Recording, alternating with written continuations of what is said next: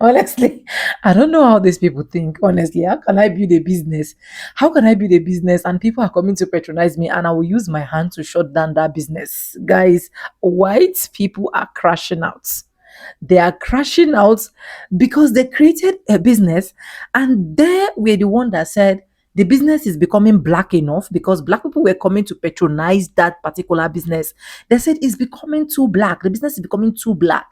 And black people decided, okay, since the business is becoming too black, let's not come patronize you again. Let's focus on our community and be patronizing our black people. And now they're crashing out. They're crying. No more tips. No more people coming. No more music. No more. I want you guys to watch this video from beginning to the end. Just short clips that I have for you. Credit to the original creators of every single clips and stitches we have in our today's episode. I want to say a very big thank you to every single one of you. Liking, commenting, sharing, dropping super thanks. Also joining my membership. I do not take you guys for granted. You guys are absolutely the best. With that being said, let's roll out the clips. I'll be back with commentaries. Let's go watch, guys. Racism is actually pretty normal in the service industry, at least on Long Island, and I'm gonna give you a story to illustrate that. Not normal to me, but normal as in common. So I worked at this Irish pub for many years as a bartender, and when I was kind of first starting out there, like I was still pretty green. I didn't really feel like I was established there. We had this night called Wing Night. It was on Wednesday nights. We had wing and beer deals and it was slammed, busy every single week. It was like our best money night, and we had a DJ. Like I remember before I worked there, like this was the reason why my friend and I got fake IDs, just so we could go to Wing Night, right?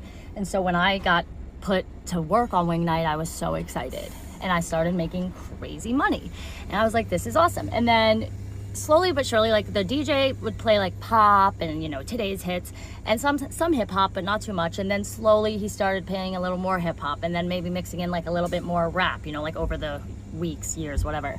And I guess apparently there were more black customers. It's okay, buddy, we're waiting for them to call us. But I didn't really notice. I was making tons of money. And so I remember one night my manager came up and he was like, just so you know, there's no DJ tomorrow for Wing Night. And I was like, what? And he was like, yeah, we're not doing a DJ. And he just walks away. And I'm like, cool, thanks for the explanation. We're not gonna make as much money. So there's no DJ, obviously people aren't dancing, not making as much money, kind of sucked, whatever. A few weeks later, sit down, baby. He tells me, yeah, we're canceling Wing Night. Sit down, baby. And I'm like, why? And he's like, it's getting a little too dark. It's getting a little too dark in here. And I'm like, I don't know what that means. And so he canceled it. Then worst part was he replaced it with a country music line dancing night. And these people, let alone not tipping, they didn't even order. They just came up to the bar and got fucking iced waters every 5 minutes before they went back to their little like country western line dancing thing. Super nice people, but not making any money from them, okay? And at a certain point, I asked one of my coworkers, because I'm pissed now, and I'm not making as much money, I'm not making any money, and I'm like, why? After however many years of this successful Wing Night, why did we get rid of it? And he tells me, it got a little too dark in here. And I'm like, can you fucking use your words like a normal person? I don't know what that means. And he's like, there were too many black people. It's not good for business. And he says it just so matter of fact, like I'm an idiot for not knowing it. And I was like, excuse me? Like, what did you just say? And he's like, yeah, it's pretty well known, okay? And like the restaurant industry, like it's not good for business. And listen, yeah, this was a pretty white area, but the fact, in my mind, the fact that we're having all these black people come in is a good thing, because it's like, look, people are coming from out of town just to be here for this night. Why are we not happy about this? And it's not like they were great customers, never an issue. Paying customers, having fun, tipping, like no issues whatsoever. Meanwhile, these fucking country western people aren't even buying shit. And I remember just being so blown away, like, why would we want to not have these black customers that are coming from out of town, bringing their friends, buying shit, staying for hours, tipping the bartenders? Why would we want to replace them with these cheap country western folk who literally just come here and dance and maybe order one appetizer to split between the fucking 50 of them? Why? And so eventually I asked the boss, and I'm like, can you tell me, like, is this true? Like, why did we get rid of wing night? And he's like, yeah, no, I mean, Sam, you had to have noticed it was getting dark in here. That's not good for business. And I was like, you know what? This is insane. And he says, like, you're new in this industry. You're going to hear this at any bar you work at, I promise you. And I thought he was just bullshitting me. And I was like, yeah, right. He's just probably a racist prick. No, every fucking bar I ever worked at on Long Island, same thing. Same thing. There was a DJ and black people started coming in. They would tell the DJ, oh, don't play that music. One bar I worked at in Patchogue was like, we don't sell Hennessy anymore. And I'm like, oh, why? Because it's a black drink? And they're like, yeah. So just a heads up if you're on Long Island as a bartender. And I'm sorry if you are on Long Island and you're black, because it's fucked up. And it took me years to really like understand that, like, no, this is how these people, like, this is the way it is. Fucking ridiculous, but that's Long Island in the service industry, at least on Long Island. I made a video about this same thing a year ago, and the amount of hatred I received in the comments was crazy. So many people telling me I don't belong on Long Island. Long Island was never for black people. I need to go back to my country, etc., etc. Absurd. Mind you, this is my country. The owner of this establishment definitely needs to be called out and canceled. But what, my money is not good enough? My money is not the same color as white people's money? Why are we still stuck in Jim Crow law times? Like, get over yourself. Since you can't hang a sign that says whites only, what you do is, let's cancel the wing night so that way the black folks don't come. But for your comment to be because it got too dark, because black people are bad for business, that's insane. And you should be closed because of that, because that's discrimination. And I know all the hatred people going to start commenting, oh, well, if you don't like it, then you should leave or don't go. I should be able to go anywhere I want.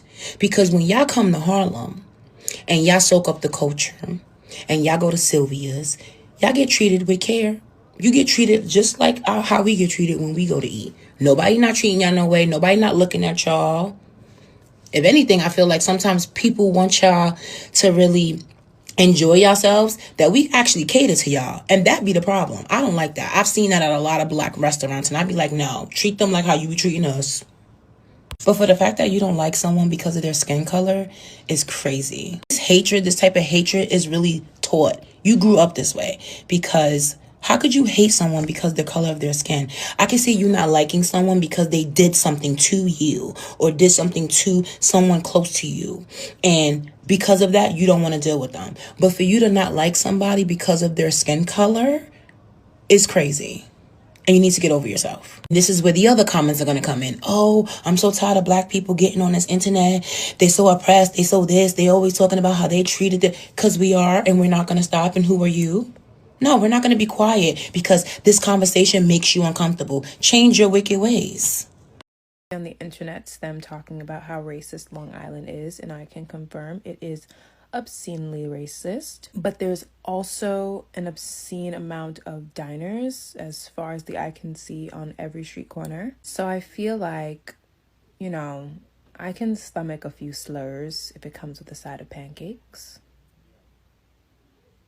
One of the reasons that the political divide in Long Island is so stark is because we are extremely racially segregated. Compared to other counties of the same size, Nassau County is the most segregated county in all of America. Suffolk is the 10th most segregated county in America.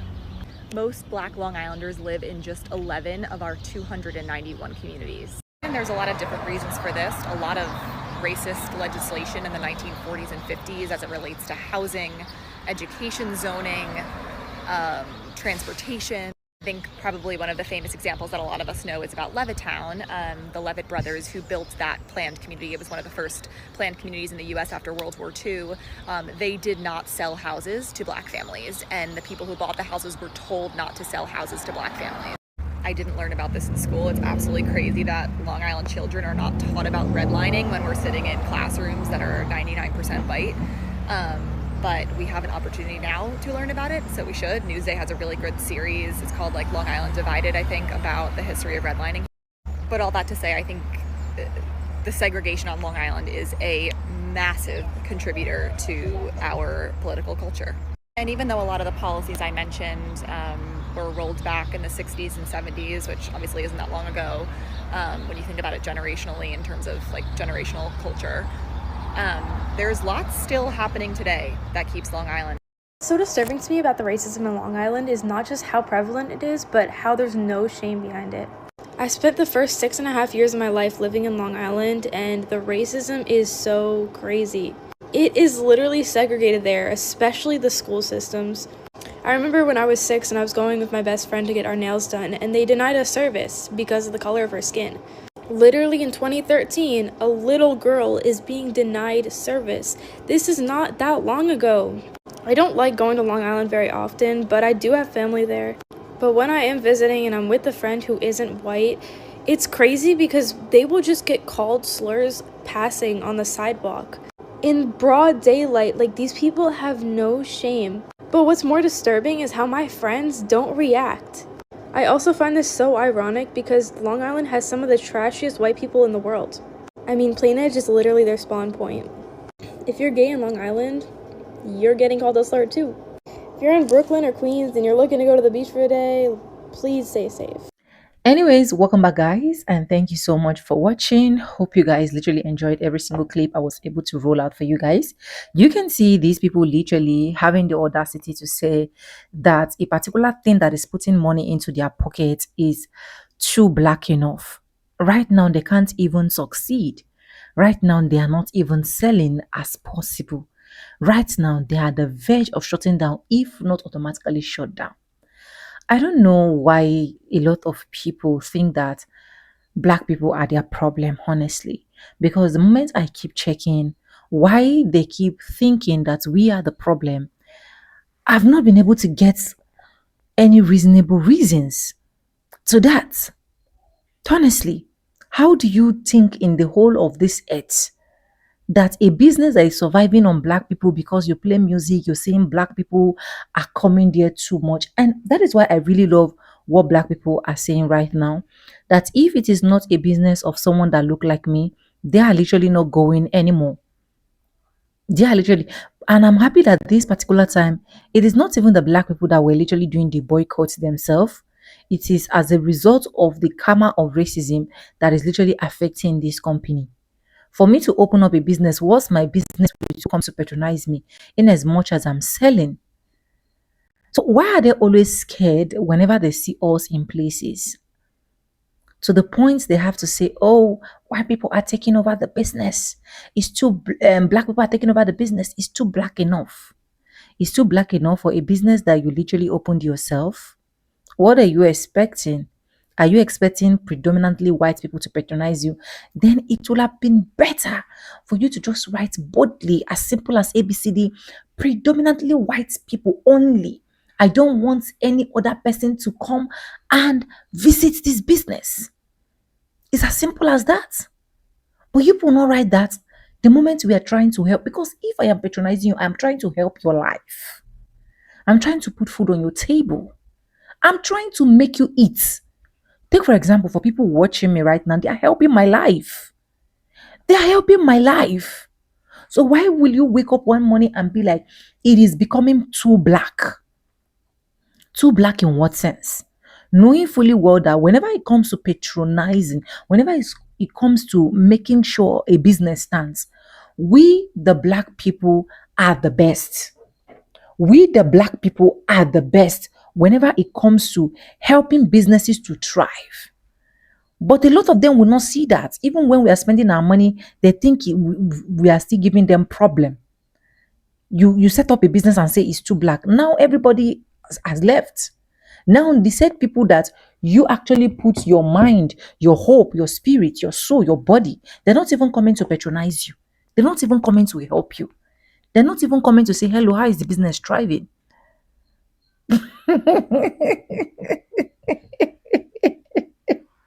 In as much as these people are trying to bring us back, I'm so happy. I'm so happy that in as much as they're trying to bring us back, we are moving forward and nothing is limiting us. And that is how we'll continue to move forward because why? We patronize people and we do things from the bottom of our heart. We don't envy people. And that is why it's looking more like when it comes to this business angle of a thing, black people are succeeding more than some of these white folks. Because you can never go to a business where a black person will tell you that I just want black people to be coming here, please. If you know you're a white person, go, or the business is becoming white enough.